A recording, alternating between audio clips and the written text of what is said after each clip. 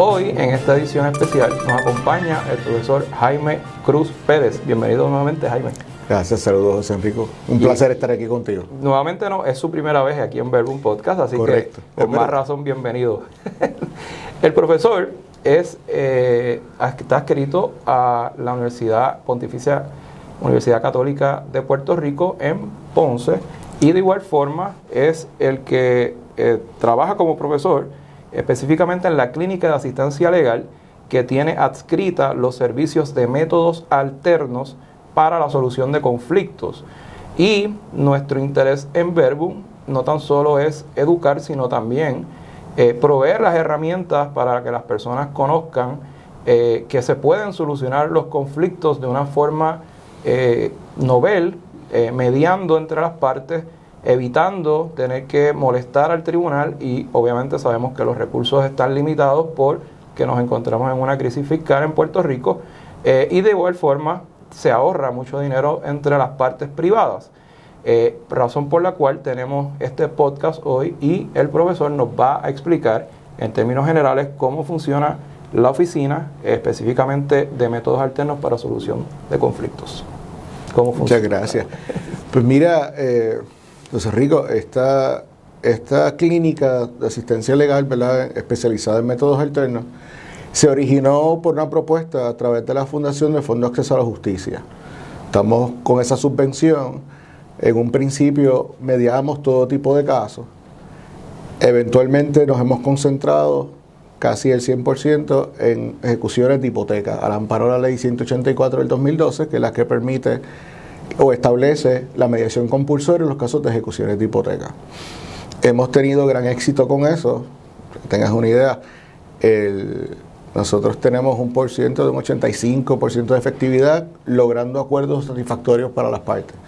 Y la inmensa mayoría de ese 85%, la parte deudora no pierde el hogar. Así que la intención, la idea de que se puedan mediar y trabajar a través de los métodos alternos los conflictos de las partes es extremadamente exitoso. ¿Y de qué tratan los mecanismos complementarios para métodos alternos, y por qué es tan importante poder fomentarlos en aras de no tener que molestar a los tribunales? Pues mira, José Enrico, aquí en Puerto Rico, desde más o menos 1980, 81, 82, se empezó a darle estructura a los mecanismos alternativos para la solución de conflictos. Antes de eso sí se utilizaban, ¿verdad? Las uniones obreras han estado utilizando los mecanismos como el arbitraje, la conciliación, desde tiempos inmemoriales. Pero la legislatura empezó a darle sentido a través de la Ley 19 del 83, a través de un proyecto que se originó en la Escuela de Derecho de la Universidad Interamericana. En ese entonces, el decano de la escuela era, si mi memoria no falla, Federico Hernández Denton, y con un grupo de estudiantes, junto con la doctora Miller Negrón, que es profesora en la Facultad de Derecho de la UPR, crearon este primer centro de métodos alternos. Ellos, Mildred Negrón, junto a Michael Gatell, y 3 estudiantes, Mayra Rodríguez, Cira Rodríguez y Jaime Cruz Álvarez, fueron los pioneros en este punto, ¿verdad? Crearon el primer centro. Jaime Cruz Álvarez es su señor padre. Mi papá, correcto, mi papá. Fue de los primeros en esto, de los pioneros, ¿verdad? En estos asuntos. Y realmente la importancia de esto es que brinda no solamente el concepto de mediación, que quizás es el que más se conoce, también está el arbitraje, está la evaluación neutral de casos. De hecho, a raíz de ese primer proyecto que se hizo, ese centro que se estableció en San Juan, se creó el negociado de métodos alternos para la solución de conflictos, que está escrito al Tribunal Supremo, y el reglamento principal establece esos 3 mecanismos alternativos: la mediación, el arbitraje y la evaluación neutral de casos. De hecho, el reglamento que está activo ahora mismo, que se enmendó en el 2005, fue el último que se enmendó, establece en ese orden esos 3 mecanismos. Lamentablemente, en Puerto Rico se le ha dado más énfasis al asunto de la mediación. Los tribunales, el Poder Judicial solamente atiende casos de mediación a través del negociado, aunque en teoría podría estar trabajando también arbitraje y evaluación neutral de casos. Hay un centro de métodos alternos, o sea, un centro de mediación de conflictos, los CMC, en cada una de las regiones judiciales. Ok, eso es importante que la gente lo sepa. Y profesor, en términos del flujo de la clientela, el día a día, ¿cuáles son los, ya nos habló de la situación de las ejecuciones de hipoteca y cómo pues se ha podido salvar mucha gente gracias a esto y todavía pueden tener su propiedad? ¿Qué otras áreas se manejan en la solución de conflictos? Principalmente se trabajan situaciones entre vecinos, se pueden trabajar situaciones familiares, no solamente entre padre e hijo u otros tipos de familiares, sino que tienen que ver con pensiones alimentarias, con custodia. Se trabajan situaciones laborables,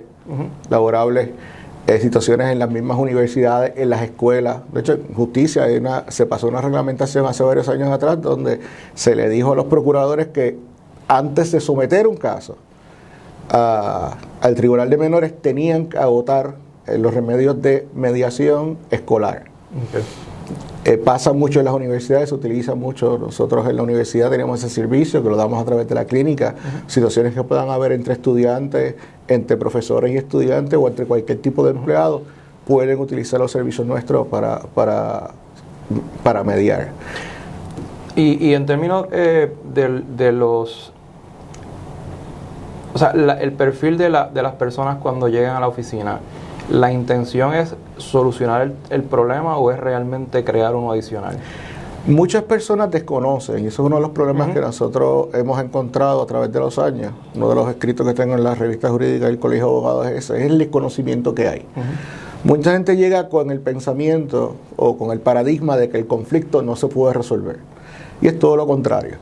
Pero llegan con actitud, llegan con no quiero resolver, o simplemente si tú me debes dinero, yo lo que quiero es arrancarte la cabeza y que me devuelvas todo el dinero hoy, o preferiblemente ayer. Y con interés. Y entonces tenemos que ir poco a poco orientando a la gente, primero para que entiendan que sí, tú tienes razón en lo que estás pidiendo, pero tienes que tomar en consideración la situación de la otra parte.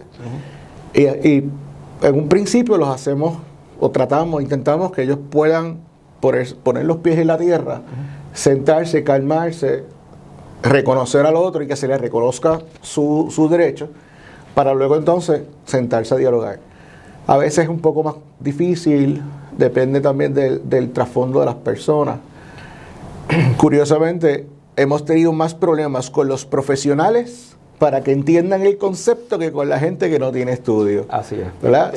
Ellos tienden a veces liberar el coraje y después se sientan, y a veces con los profesionales es un poquito más difícil hacerlos entender ese concepto. Y ya que estamos haciendo un contraste, porque obviamente yo estoy en el sector privado, mi oficina pues ya está para resolver el problema porque el problema existe y muchas veces no ha habido nunca un proceso de mediación.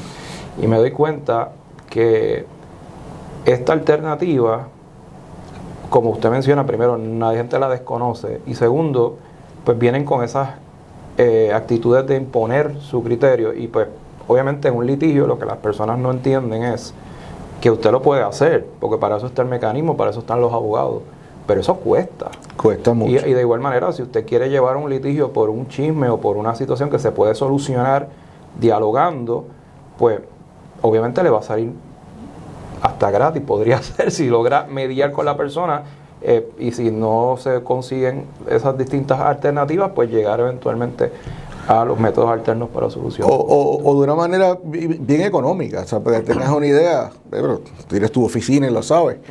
O un pleito, comenzar un pleito, erradicar la demanda, le puede costar a una persona entre $1,000, $2,000, $3,000, entre reunirse con los abogados, reunirse con el bufete, preparar la demanda, el tiempo que conlleva todo eso, más los aranceles que hay que pagar al tribunal, al emplazador y todo lo demás.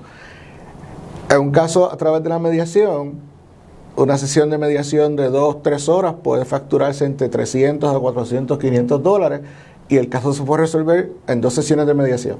O sea, si se factura $300 por sesión de mediación, que se paga por partes iguales, y se ven 2 sesiones, son $600, y te costó $300. En comparación a empezar la demanda, que te puede costar entre $2,000 y $3,000, es un ahorro sustancial. Definitivamente. El problema que hemos encontrado con abogados es que piensan que pierden dinero al utilizar los mecanismos alternativos. Y no es así. No, todo lo contrario. O sea, generan más, porque lo que nosotros vendemos como abogados es tiempo. Y solucionar los problemas. Y mucha gente a la que entienden el concepto, que a través de la mediación, del arbitraje, que es un poco más complicado y toma más tiempo, pero también se ahorra un buen dinero. Yo llevo casi 25 años trabajando con esto y no me quejo. Podría irme mejor, pero tampoco me va mal. Exactamente. Así que... ¿Y qué alternativas existen para fomentar, aparte del podcast que estamos haciendo, qué alternativas existen para fomentar más el método de alterno de solución de conflictos? Yo insisto en la educación y en la reeducación. Uno de los factores que hemos visto es el desconocimiento en los mismos abogados. Los abogados, los jueces, los procuradores, los fiscales. Muchas ocasiones hemos tenido casos que son cosas sencillas y cuando le decimos al juez, pues yo creo que esto es un caso que es susceptible a mediarse, refiéralo a mediación. Hay jueces que ni siquiera saben que tienen en ese centro judicial un centro de mediación de conflictos. Fiscales simplemente dicen, no, que esto es un delito que no se puede mediar. Sí se puede mediar. Hablando de ejemplos específicos, no sé si pudo ver en la prensa que hace unas semanas atrás una persona fue procesada en el Tribunal de Mayagüez criminalmente por haberse supuestamente apropiado ilegalmente de una obra de Eugenio María de Hostos, que es una obra extensa de mucho valor, de valor histórico. Él se compromete, los hechos son que cuando se le hace la imputación de haberse apropiado de ese libro, se logró mediar, se entregó el mismo, y aún así Fiscalía decidió llevar el caso, y obviamente en este caso el imputado salió absuelto. Salió bien, eso fue en estos días. Sí. ¿Qué opinión te merece a ti eso? Y ¿verdad? Yo creo que para que el público entienda, ¿verdad? Cómo una persona se sometió a todo ese proceso cuando se pudo haber evitado. Correcto. Si hubiesen seguido el proceso de mediación como hubiese correspondido, parte del acuerdo era que no se radicaran cargos, ¿verdad? Porque la idea de la mediación es que cada cual pueda lograr un acuerdo satisfactorio. Y no conozco los detalles específicos del caso, pero si se acordó la entrega mediante el proceso de mediación, me parece que fue una acción impropia de los fiscales haber radicado, porque precisamente si se entregó, si se medió, es para evitar ese tipo de cosas. Y tan real fue el asunto que el tribunal no encontró... un jurado unánimemente le encontró no culpable. Y a mí lo más que... O sea, al principio, profesor, yo le admito que cuando yo vi la noticia, yo pensaba que estaba leyendo el website de The Onion o de estos, ¿verdad? Sí. De parodias, pero está pasando estos asuntos. Y uno, al tratar de entender el origen, por lo menos la perspectiva que yo tengo es que la gente simplemente no entiende que las relaciones entre privados, el Estado está para protegerlos a los dos. Correcto. No está para beneficiar a uno versus el otro. Correcto. Y de igual manera, la mediación lo que procura es que precisamente evitar que el sistema se desgaste con asuntos que no tienen sentido que se pueden resolver. Correcto. De hecho, yo tengo experiencias muy buenas como fiscales también, ¿verdad? Para hablar de una decadera. Claro. Hemos tenido excelentes experiencias, tenido casos. ¿Sabes que los casos de daño, lo que lo hace grave es la cuantía del daño causado? Y yo he tenido experiencia con fiscales y dicen, mira, las personas están dialogando, quieren entrar a un proceso de diálogo para resolver el asunto del cristal que le rompió, que costó $750. En teoría es un delito grave, el fiscal tendría que someterlo. Digo, si lo sometes, me lo sacas del proceso de mediación. Déjame agotar el proceso de mediación para tratar de lograr un acuerdo y que no tengas que someter, porque al final de cuentas lo que tú quieres es restituir el daño causado. Y los fiscales me dicen, sí, pues vamos a hacerlo. Pues, dale, 10 días nos vemos otra vez. Y en 5 días transamos el caso. Excelente. Y no se tiene que someter, como tú dices, mover toda la maquinaria del Poder Judicial, toda la maquinaria de justicia para un caso de $750 por un cristal roto. Sí, que es susceptible a suceder. Bueno, claro, seguro. Igual que cualquier cosa que es susceptible a repetirse. Claro. Pero la gente también aprende de esas experiencias. Y en el proceso de mediación, la gente aprende y crea conciencia de esas mismas conductas. La diferencia es que en mediación solamente se queda ahí porque son confidenciales los procesos, mientras llega la prensa y todo el mundo se entera de algo que no debieron haberse enterado y haber agotado recursos en esa situación. ¿Qué estadísticas comparativas existen, profesor, de éxito por ejemplo, en Colombia versus Puerto Rico? He visto que ha tenido, hace poco en agosto, vi una publicación del Nuevo Día donde usted promociona o promueve, ¿verdad?, la oficina, y de igual manera vi a personas de la República de Colombia cooperando con usted. Tuvimos un viaje académico a la Universidad Católica de Oriente, estuvimos una semana por allá. Fue una actividad excelente y una de las conferencias que dimos fue precisamente un taller de técnicas de negociación, porque en Colombia, después del acuerdo con la FARC, el acuerdo de paz con la FARC, se empezó el proceso de negociación y mediación para mantener la paz. Y es un proceso bien duro en el sentido de que mucha gente perdió familia, se los mataron, los desaparecieron. Pero a la misma vez, los victimarios han pedido perdón por lo que hicieron y quieren echar el país para adelante.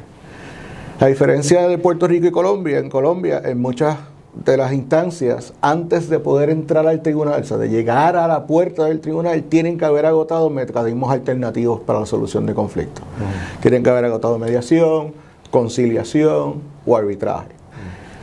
No todo llega allí. Obviamente un asesinato no se puede mediar, un divorcio no se puede mediar, pero otras instancias sí. Y ha tenido mucho éxito. Nosotros en los 80 fuimos pioneros en esto y fuimos incluso Centro y Suramérica a educar a estos países hermanos, pero nosotros nos estancamos. Lamentablemente. Y ahora nuestra intención es volver a educar a la gente aquí en Puerto Rico para que se puedan dar cuenta que estos mecanismos sí funcionan. Funcionan en Colombia, funcionan en Panamá, funcionan en Costa Rica, funcionan en Chile, funcionan en México, funcionan en Argentina, porque no van a funcionar en Puerto Rico. Definitivamente. Y me parece que también la cultura social y política de Puerto Rico, del constante confrontamiento y el litigio, que uno lo ve todos los días en los programas de televisión, la gente lo que consume en sus productos visuales, pues ciertamente, y ahora se añade la modalidad del Facebook y las redes sociales, que también ha traído controversias en estos temas. Profesor, ¿cuáles son los detalles de la clínica y cuáles son los servicios específicos que da Métodos Alternos? Bueno, la Clínica de Asistencia Legal, que está escrita allí a la Escuela de Derecho de la Pontificia Universidad Católica, da servicios en los asuntos civiles y penales. En los civiles atendemos divorcio, declaratorias de herederos, demanda de cobro de dinero, etcétera. En lo penal, delitos menos graves, alcohol, algunos delitos graves, y tenemos los servicios de mediación en los casos de ejecuciones de hipoteca. Okay. Como te mencioné, hemos tenido gran éxito. Con la pandemia pasamos todo a hacerlo virtual y pensábamos que iba a ser temporero y lo hemos seguido haciendo virtual porque hemos tenido gran éxito con eso. La gente se siente más cómoda. La misma banca prefiere estar virtual porque pueden atender más de un caso al día. Antes tienen que bajar a Ponce para ver los presenciales, así que pues pueden atender más de un caso y eso ha facilitado la comunicación con la banca. Y hemos logrado, como le mencioné ahorita, un 85% de los casos con esta clínica de métodos alternos. Funciona, es viable. Hemos incluso atendido casos de otras jurisdicciones, entiéndase centros judiciales como Mayagüez, Utuado, Arecibo, Guayama, y esa es la intención, poder seguir promulgando y promoviendo esto. Y tengo que recordar, ¿verdad?, que esta clínica es pues subvencionada por el Fondo de Acceso a la Justicia. Y de verdad las personas que entiendan que tienen una controversia deberían pasar por nuestra clínica o llamar para sacar cita.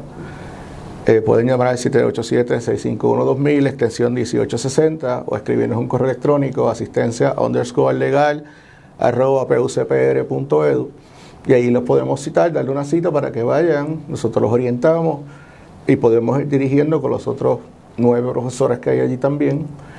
Y a veces usamos combinación de servicios, a veces tenemos un caso de familia hay que mediar una cuestión de alimento, una cuestión de custodia, lo mediamos, los asistimos y logramos el éxito que se espera en un acuerdo satisfactorio. Así es. Y lo bueno dentro de lo positivo que se puede sacar de la pandemia, hemos tenido que literalmente reintegrarnos a la tecnología, lo cual hace que sea más accesible al público en general, y eso yo diría que es algo positivo. Incluso nosotros permitimos, por ejemplo, con muchas personas mayores, atendiendo el asunto del discrimen tecnológico, ¿verdad? Que es una realidad que nos hemos enfrentado, quizás estaba un poco oculta antes de la pandemia, pero con la pandemia ha sido mayor.